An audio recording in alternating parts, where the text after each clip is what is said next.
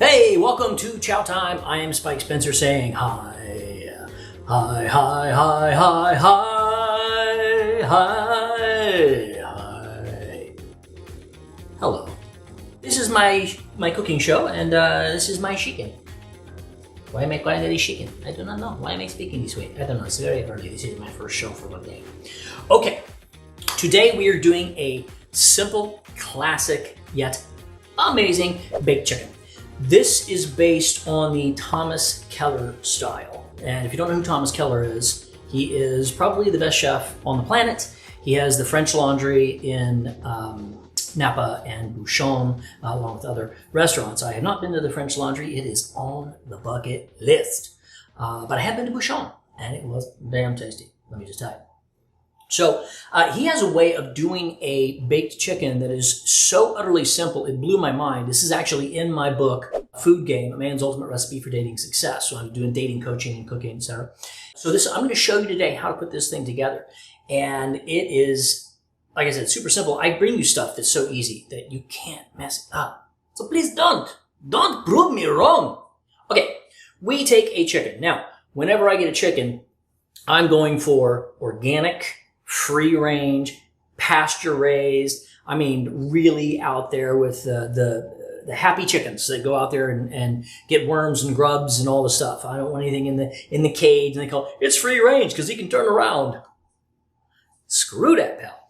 Anyway, so I got this chicken, and all chickens will have some stuff that you got to deal with, and it's okay. So I'm going to show you how to deal with these things real quick. So first off, we wash the chicken. Don't wash the chicken in water too blasty because it'll splash. And a lot of people think, oh my God, it's a chicken. It's toxic. It's going to kill us all. Run! I've been cooking chicken for a very, very long time. Never had any problems. I do wash my hands a lot, and when I'm dealing with chickens. And before I touch anything else, I try to keep everything separate. One thing you'll notice if you've been watching me for a while, I have some different cutting boards. This special board here is for raw chicken only. That's it. Well, raw meats. I use raw meats. You could, one thing I learned in cooking school is, you have a different colored, board for everything. This is, the blue one's for fish, the green one's for vegetables, the red one's for chicken or red meat, and the brown one's for chicken and stuff like that. And so that's what we did in the school. That's a lot of stuff. That's a lot of boards. So I pick wood boards because wood has more antibacterial properties than plastic.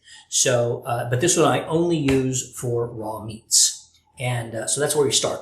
I've washed the chicken. I have dried the chicken. You're going to get some residual liquid. You want to get all of that out of here. So pick that chicken up. Make that chicken your friend. Hello, chicken. How are you today? Are you having a good day? Okay, excellent. You tell me where it hurts. Oh, my vegan friends are going to hate me for that. All right. Getting it all dried up. Get everything dry as much as you can. You don't want moisture. Moisture is not your friend with this particular recipe. Okay. You're going to find things like, here we go. We got a little featherage left here at the bottom. So I just pluck that off. No big deal. I mean, you can cook it and eat it. Feathery crunchy. Hey, you do you. You do what you want to do. Okay? Some of that off of there. All right. So the first thing I'm going to do is when you see the chicken up here doing its little chicken dance, this, oh wait, that reminds me. What was that movie? Drop Dead? No, not Drop Dead. Better Off Dead. I think there was a scene where they had the dancing chicken to Van Halen. Or was that hamburgers? I don't know. Damn my Gen X brain. Okay, we take the wings and we're going to tuck them back. So if your chicken's facing you, we're folding these wings back and tucking them down behind the head there. So what we've got now is a chicken with its wings tucked back there. So you've got a base now for your chicken. There's that part. The next part is you want to truss your chicken. But like if you ever had a rotisserie chicken, you'll know that those rotisserie chickens have a string like that plasticky bungee cord wrapped around them. That's to keep them together so that when they're together, it cooks a lot better when it stays like this. And I'm going to show you a cool way of doing that without using any of the twine. Pretty cool. And it has a pretty good success rate. I mean, sometimes it breaks when it cooks, but it's all right. So on the back here, you see where the skin goes. So the skin has kind of torn here. Not a big deal because we're going to twist that up. But these flaps here, we're going to utilize because we're going to take a knife and we're going to cut a hole here. A little slit there and a little slit here. And I am going to tuck the legs in. But before I tuck those legs in, I want to season the bird a little bit. Here's why this is so simple. All I'm using, salt, pepper, and 1 herb. That's it. And it's still one of the best chickens you've ever tasted. So let me turn it over first, hit the back. You want to give it more salt than you think it needs. You will be surprised at how much you need. Now I've got some freshly ground pepper here. Now in a perfect world, I would have not touched the chicken with this right hand. And now I'm dunking it into this stuff. But hey, it's a show. We're all happy here. I'm going to season the inside of the bird. There we go. There we are. And then the top. Make sure you get a good amount of salt. I really prefer having my salt this way so I can gauge it. I actually had some salt that I would take to restaurants with me sometime. I had that Malden sea salt. And I would crumble it above my food if it needed it. My friends probably thought I was crazy. Well, I was. And I still am. So, this one's for you, fellas. You've seen me do that. Okay. We have our chicken seasoned, good to go. We are going to now truss it with its own skin, hoisted by its own petard. There's a word we don't use enough. Petard. And you have to say it like that. Petard. All right. So I'm going to take one of the legs here. Let's see if it's longer. Put the longer one first. And I'm going to tuck it into that slit. Here's the slit that I had. Push the skin down and over. And I'm going to put that through that little hole. So now you can see it is trussed there. This one's smaller, so I'm going to go underneath, come across. I should have gone over. No, that's fine. There's no rhyme or reason. You just do the best you can. And you push this one through here. And in there. Nice. There we go. It is trussified. There. That's a little bit better. So now I have the chicken completely trussed, and it is seasoned. It is good to go. The next step is, here's where some of the secret and the beauty is. There's a couple different ways you can go with this. Now, what I do when I'm cooking for my family, I would have a big tray about this big, and I would put down, cut up onions, zucchini, celery, tomatoes, carrots, beets, anything. Sometimes I do apples and fennel and things like that. It's pretty much unlimited what you could do with that. And you would utilize that as a bed for your chicken. So you just put the chicken on top, pop it in the oven, off you go. You might have to cover the outsides of it because the vegetables a lot of times might burn. So it'd be better to have those covered. And I could do that. But what I want to show you this time is how the simplicity of this chicken and how good it is. Because what I'm going to take is just a cast iron pan. It doesn't have to be cast iron, but it has to be something, a pan that you can put, a nice heavy duty pan that you can put in the oven at 450 degrees. That's right. You heard me. 450 degrees.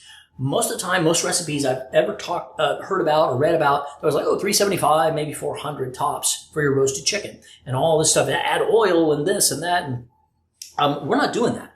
Thomas Keller says, Thomas Keller don't give a crap. That is it. That is the simplicity of this, because this, the way this is set up here, it's going to give it all a crispy exterior. And like I said, you want it pretty dry. So I'm going to dry it just a little bit more because I added the salt and that's pulling the moisture out. So I'm just going to give it a little doop-doop like that. There we go.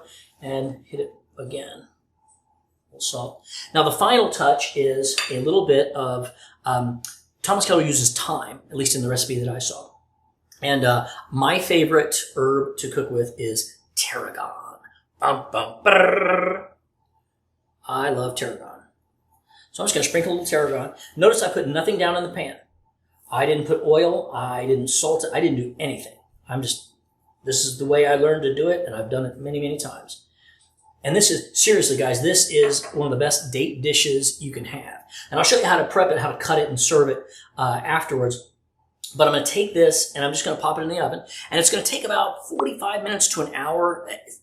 That's kind of iffy. It depends on the size of the chicken, et cetera, et cetera. But you really don't have to do anything to it. You just set it in there, let it go, set it and forget it, and use a meat thermometer. I love meat thermometers, so I'll show you. I'll have a meat thermometer, pop it in. When you pop it in, you're going to put it in the between the thigh, the leg here and the thigh. Put it right in there into the thigh meat. Try not to hit the bone. Just hit the thigh meat. And you want to get to about 165 or so. People say, oh my God, 180. You got to get to 180. Guys, I've been to Japan where they serve chicken raw sometimes. Okay, so let's calm down a little bit. Okay. All right, so I'm going to pop this in the oven right now. Here we go. 1, 2, 3. It has been a nice hot oven. Pop it right in the center. And remember what I say about ovens. They will have their own rules. Your oven has a different spirit than mine. Okay, so you might want to turn it like halfway through the cooking process. It is 10:30 right now, 10:30 a.m. I will check it at 11 a.m. and probably give it a turn and then let it go another 15 to 20 minutes, and then I'll start checking on it for doneness. So that's pretty much it for right now. We're going to have an edit real quick, and then boop, I will take that out and I will show you what we're going to be doing with it from there. Because actually there'll probably be 2 edits, because once you take it out and you go, wow, that's so neat and it's sizzling and everything, you need to cover it and let it rest for about 10, 15 minutes so that all those juices come back inside. I'll tell you more about that later. All right, and this is time for the cut. Okay, well, our chicken was in the oven and about 45 minutes or so. It did really, really well. So I took it out, I set it down, I covered it.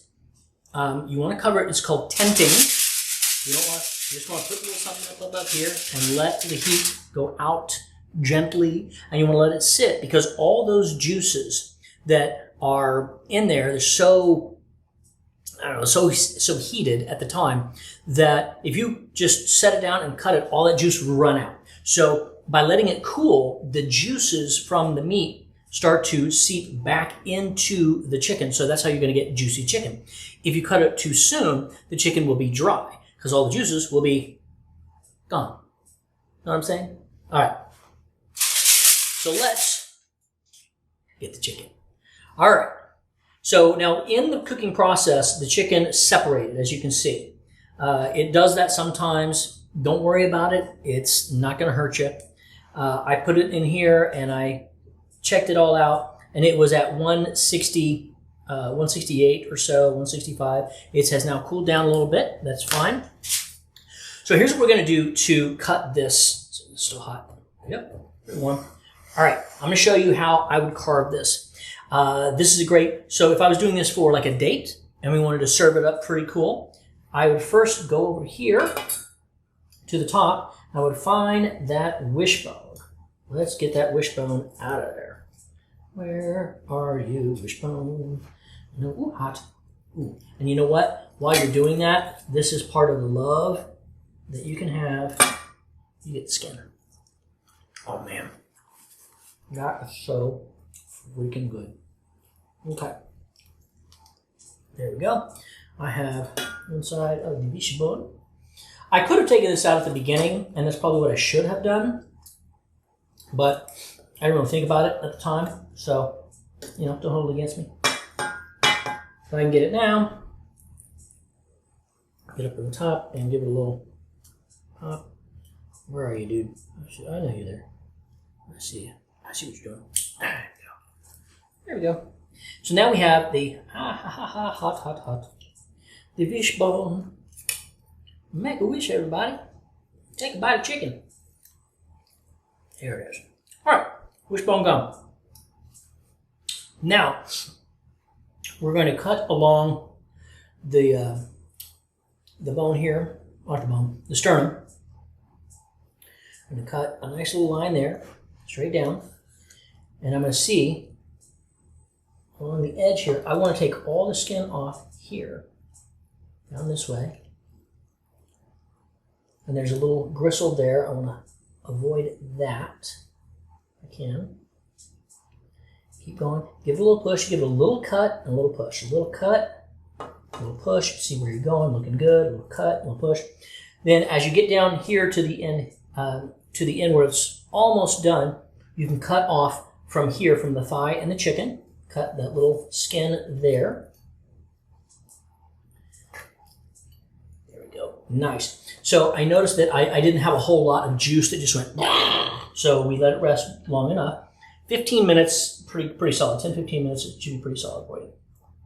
Now, and I keep going with the breast.